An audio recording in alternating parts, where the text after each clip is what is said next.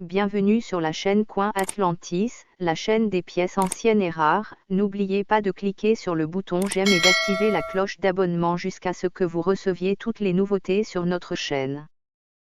Le quartet 1964 est particulier car c'est la dernière année que la monnaie américaine a frappé des quarters dans une composition argent/cuivre, passant à une composition cuivre beaucoup plus abordable et abondante à partir de 1965. En effet, la monnaie américaine a constaté que ses réserves d'argent avaient chuté de façon spectaculaire à mesure que la valeur de l'argent augmentait, ce qui a conduit les gens à thésauriser leur quartier d'argent en raison de leur valeur en métal qui dépassait la valeur nominale de la pièce. Toutes les pièces de monnaie fabriquées entre 1932 et 1964 contiennent 90% d'argent et 10% de cuivre. Ils pèsent 6,25 grammes et contiennent 0,1808 onces 3 d'argent pur. Après cette date, toutes les pièces du Washington quartet sont composées d'une gaine de cuivre et de nickel, 91,67% de cuivre et 8,33% de nickel. 1964 Quartier de Washington. Le quartier de Washington de 1964 est spécial pour les collectionneurs car c'était la dernière année que cette pièce d'un quart de dollar était produite avec de l'argent. Après cela, la pièce a conservé son design mais n'a plus été produite avec de l'argent. De nos jours, bien que de nombreux quartiers de Washington soient encore sur le marché, le nombre de pièces bien conservées diminue constamment. Pour les collectionneurs, mettre la main sur ces pièces en excellent état n'est pas une tâche facile car de moins en moins de ces pièces existent chaque année. À l'avenir, le nombre de quartiers de Washington bien conservés ne fera que diminuer. Classement du quart de Washington de 1964. En fin de compte, le quart de Washington ou toute autre pièce sur laquelle les collectionneurs veulent mettre la main doit faire évaluer son état.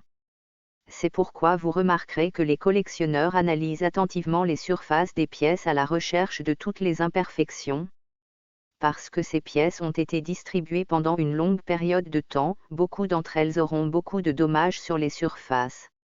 Pour la plupart des gens, la façon la plus logique de faire évaluer l'état d'une pièce est de l'envoyer pour un classement. Sachant qu'il s'agit d'un processus coûteux que tout le monde ne peut pas se permettre, nous avons fourni une liste des différentes qualités et de leurs caractéristiques. Non circulé, une pièce qui est déterminée comme étant dans un état non circulé est une pièce qui n'a jamais passé de temps en circulation.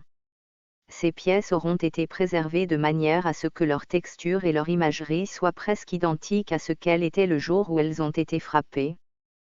Pour les collectionneurs, ce sont les pièces les plus recherchées sur le marché. Extrêmement fine, une pièce qui est considérée comme extrêmement fine est une pièce qui a passé un peu de temps en circulation, mais pas tant que ça du tout. Ces pièces montreront des signes de dommages, mais à part quelques rayures légères, vous remarquerez que ces pièces sont en très bon état. Pour les collectionneurs, ce sont aussi d'excellentes pièces à ajouter aux collections. Fine, si une pièce est déterminée comme étant de qualité fine, cela signifie que la pièce en question aura beaucoup circulé. Contrairement à la plupart des pièces qui ont été largement diffusées, ces pièces ne subiront que peu de dégâts. Le plus souvent, les dommages que vous remarquerez prendront la forme d'une légère usure de surface. Bon, si une pièce est jugée de bonne qualité, il s'agit de la pire note qu'une pièce peut recevoir. Vous remarquerez que la pièce en question est fortement endommagée et que les surfaces de la pièce sont presque complètement usées. Bien qu'en mauvais état, les collectionneurs aiment ces pièces simplement parce qu'elles sont plus qu'abordables. Tarification du quartier de Washington de 1964. Lorsqu'il s'agit de déterminer un prix pour le quart de Washington de 1964, vous devez prendre en compte quelques facteurs. D'une part, l'état de la pièce signifie tout, il va donc sans dire que les pièces bien conservées se vendront à des prix plus élevés que les pièces qui ont été largement diffusées. Deuxièmement, parce qu'il y avait plusieurs types de pièces frappées chaque année, le type exact de pièce que vous possédez jouera également dans le prix demandé. Vous trouverez ci-dessous un tableau visant à vous donner une meilleure idée de ce que l'on pourrait vous demander de payer pour l'une de ces pièces. L'aigle au revers du Washington 1964D, revers du quart de dollar de 1965 affiche des détails de plume nette, un changement de conception initié pour s'adapter à la frappe du quart de dollar de Washington sur un flanc recouvert de cuivre nickel. J'ai récemment eu l'occasion d'examiner une douzaine d'exemples du 1964D Washington, reverse of 1965 quarté dollar. Aussi appelé quart de dollar inversé de type C, ces pièces en argent à 90% affichent des détails de plume nette sur l'aigle, un changement de conception initié pour s'adapter à la frappe du quart de dollar de Washington sur un flanc recouvert de cuivre nickel. C'est une variété populaire, d'une valeur d'environ $225 dans l'état de la menthe 65, contre moins de $20 pour les quarts de dollar inversés standard de 1964D. Personne ne sait précisément combien de 1964D Washington, reverse of 1965 quarté dollar ont été frappés. Avoir 12 pièces ensemble a fourni une occasion rare d'effectuer une étude de matrice. Mes collègues et moi avons pu attribuer les pièces à deux coins inversés différents. Cela signifie que les matrices destinées à frapper les pièces plaquées de cuivre-nickel ont plutôt été impressionnées par une marque des Mint et utilisées pour frapper leurs homologues en argent, et cela s'est produit plus d'une fois. Il est excitant de penser que cet accident s'est produit plusieurs fois, ce qui donne un aperçu de la transition de l'argent à la monnaie plaquée. En 1965, lors de l'élimination progressive de la monnaie d'argent, le Trésor voulait supprimer tout obstacle éventuel à l'introduction du cuivre-nickel.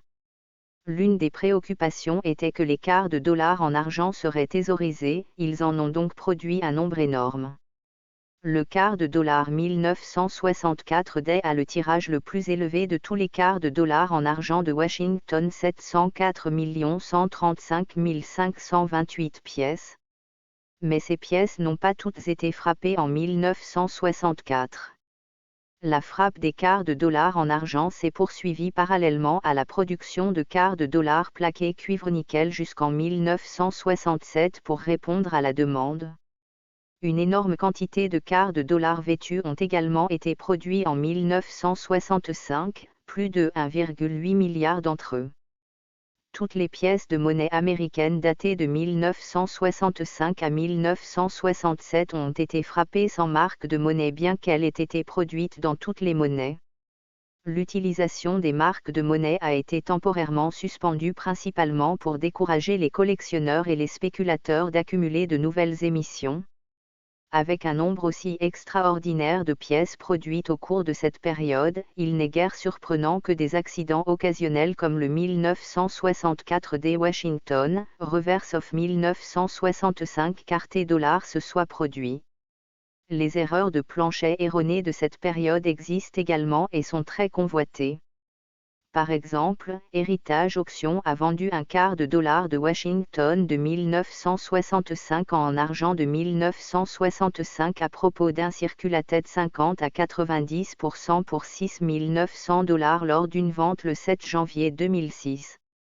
Une contrepartie extrêmement rare, un quart de dollar de 1964 frappé sur un flanc plaqué de cuivre-nickel, est considéré comme une rareté à 6 chiffres par les spécialistes des erreurs.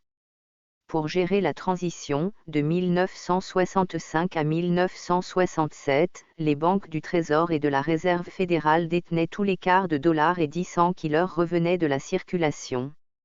En juillet 1967, ils avaient développé un stock de 3 milliards de 10 sous et 1,3 milliard de quarts de dollar et ont commencé à utiliser des machines automatisées pour les trier. Les pièces revêtues de cuivre-nickel ont été remises en circulation et les pièces d'argent ont été fondues, produisant 212 millions d'onces d'argent fin. Les ventes d'argent réalisées du 4 août 1967 au 10 novembre 1970, qui comprenaient les 212 millions d'onces d'argent provenant des centimes fondus et des quarts de dollars, ont généré 147 millions de dollars de bénéfices pour le gouvernement américain, selon le département du Trésor. Le quart de dollar de 1964 a été vendu le 25 mars 2021 par Stack's Bowers pour $38 400, mais il vaut maintenant environ $43 000 en raison de sa rareté, car le gouvernement américain a fait fondre la plupart des pièces d'argent de 1964.